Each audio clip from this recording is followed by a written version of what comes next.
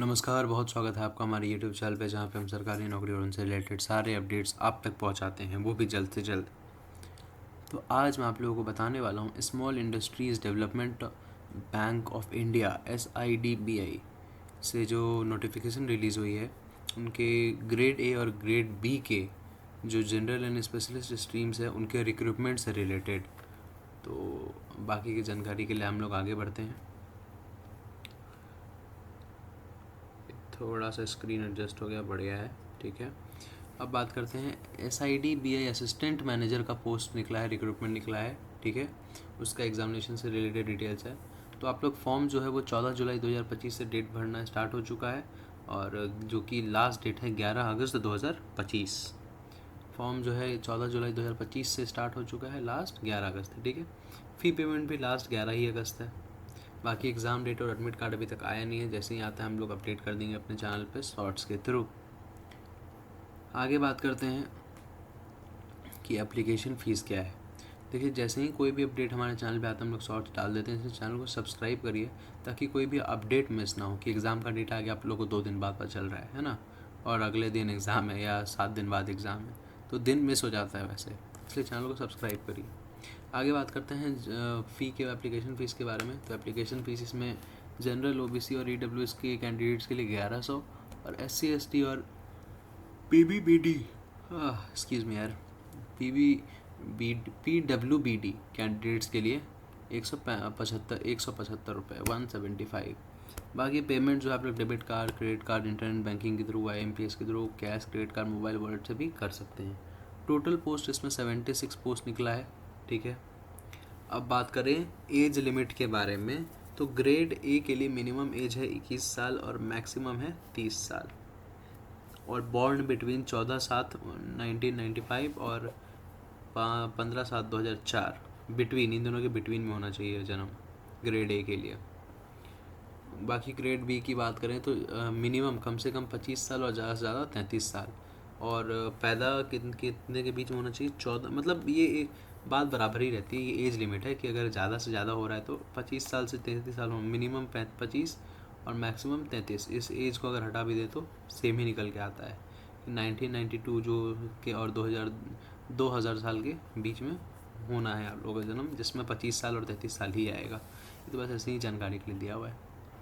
खैर, आगे बढ़ते हैं। तो कैटेगरी वाइज कितना पोस्ट किस में निकला हुआ है।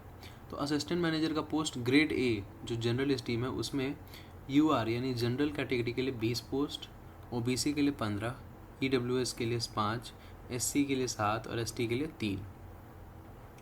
अब बात करें जनरल स्ट्रीम के बारे में कि क्या योग्यता है, ठीक है।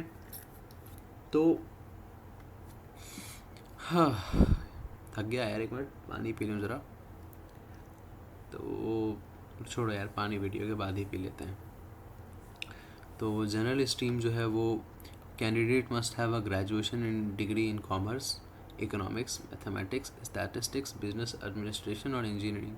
सब में नहीं चाहिए भाई, किसी एक में ही चाहिए इनमें से, या तो कॉमर्स या तो इकोनॉमिक्स, फिर मैथमेटिक्स, स्टैटिस्टिक्स, बिजनेस एडमिनिस्ट्रेशन और इंजीनियरिंग, और hold professional qualification like CS, CMA, CFA, CA, MBA और PGDMA with at least 60% marks, 50% for SC ST PWBD।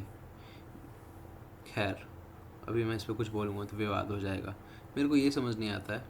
चलो मैं मानता हूँ कि SC ST PWBD को जो है 175 रुपये एप्लीकेशन फ़ीस में माफ़ किया गया है, लेकिन मार्क्स में क्यों कम किया जाता है, जबकि कॉलेज वो लोग भी कर रहे हैं, हम लोग भी कर रहे हैं, एग्ज़ाम वो लोग भी दे रहे हैं, हम लोग भी दे रहे हैं, और हम लोग भी पढ़ाई कर रहे हैं, वो लोग भी पढ़ाई कर रहे हैं, ठीक है।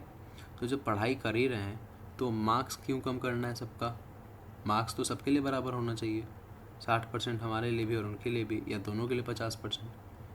क्योंकि एक बार कॉलेज में एडमिशन होने के बाद, किसी भी कॉलेज में ग्रेजुएशन एडमिशन होने के बाद, वो आप पे निर्भर करता है कि आप लोग कितना पढ़ाई कर रहे हो, कितना मार्क्स ला रहे हैं। तो इसमें तो खैर छोड़िए, इस पर ना बात करें तो बढ़िया है, हम मुद्दे से भटकने से अच्छा इस पे आ जाते हैं। दोस्त विदाउट CA, MBA और PGDMA must also have 2 years of experience in MSME और कॉरपोरेट क्रेडिट। आगे बढ़ते हैं। Assistant manager grade B, general, legal और IT। ग्रेड बी में जनरल है, लीगल है और IT है। तो जनरल में आप लोगों के लिए 11 पोस्ट है और लीगल वालों के लिए 8 पोस्ट और आईटी डिपार्टमेंट जो आईटी वाले हैं उनके लिए 7 पोस्ट टोटल है।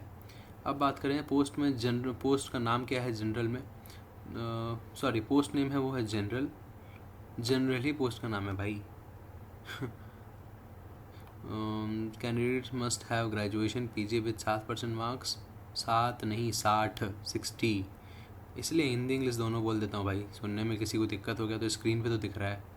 खैर, and experience 5 years in RBI, SEBI, banks, NBFCs। Legal का बात किया जाए तो पोस्ट का नाम है लीगल। बाकी कैंडिडेट्स मस्ट हैव, एक्चुअली में पोस्ट का नाम नहीं है, जनरल पोस्ट है और ये लीगल पोस्ट है और ये आईटी वालों के लिए है। तो बाकी candidates must have bachelors in law LLB, enrol with bar council and experience 5 year in legal department. ठीक है। आईटी वालों के लिए है candidates must have BE BTech in CS IT और MCA with 60% marks, masters degree होनी चाहिए भाई, और एक्सपीरियंस चाहिए 5 साल का रिलेवेंट स्किल सेट में। खैर मेरे पास एक्सपीरियंस नहीं है फ़िलहाल। आगे बढ़ते हैं, फॉर्म भरने का क्या क्या है। तो इसमें ज़्यादा कुछ दिया हुआ नहीं रहता है, हम लोग डायरेक्ट बात करते हैं कि मोड ऑफ सिलेक्शन क्या रहेगा। ठीक है, mode of selection phase 1 objective test होगा, फेज़ 2 होगा वो डिस्क्रिप्टिव होगा एंड पॉसिबली सब्जेक्टिव टेस्ट। ठीक है, फिर होगा साइकोमेट्रिक टेस्ट और फिर इंटरव्यू और फिर फाइनल मेरिट लिस्ट आएगा। बाकी आप लोग इसी साइट पर आके जैसे ये क्लिक करेंगे तो ये फॉर्म जो है भरने के लिए खुल जाएगा, आप लोग यहाँ पे आके भर सकते हैं। ठीक है, और ऐसी ही जानकारी के लिए अगर आप लोगों को कुछ इंपॉर्टेंट डेट्स है तो यहाँ पे ये स्क्रीन पॉज करके देख लीजिए। ये सारी जानकारियाँ वही हैं जो ऊपर में मैंने बताई है, बस एक जगह इकट्ठा कर दी गई है ताकि देखने में दिक्कत ना हो। ऐसी ही जानकारी के लिए हमारे चैनल को सब्सक्राइब करिए, वीडियो को लाइक करिए, शेयर करिए। मिलता हूँ नेक्स्ट वीडियो में अगले अपडेट के साथ। जय हिंद, जय भारत।